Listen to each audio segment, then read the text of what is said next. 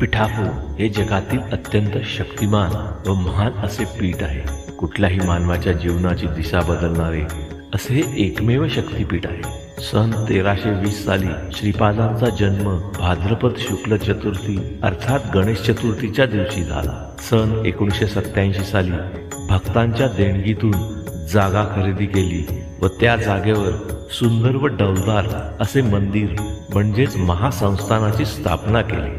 श्रीपाद श्रीवल्लभ चरित्रामृत ह्या अक्षर सत्य ग्रंथात श्रीपादांनी असे सांगितले आहे की जेथे माझा जन्म झाला त्याच जागी माझे पादुका मंदिर होणार व त्यांनी सांगितल्याप्रमाणे श्रीपादांच्या जन्मस्थळी श्रीपादांच्या पादुकांची स्थापना झाली. या मंदिरात श्रीपाद श्रीवल्लभ, श्री दत्तात्रेय व श्री नृसिंह सरस्वती यांच्या अप्रतिम व तेजस्वी अशा सुंदर मूर्ती आहेत. तसेच मनमोहक व आकर्षणीय अशा काळ्या रंगाच्या श्रीपादांच्या पादुका आहेत.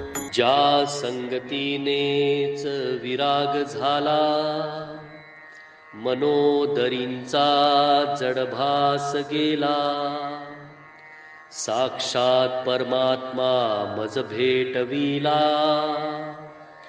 विसरू कसा मी गुरुपादुकाला. सद्योग पंथे घरी आणिले, अंगेच माते परब्रह्म केले, प्रचंड तो बोध रवी उदेला,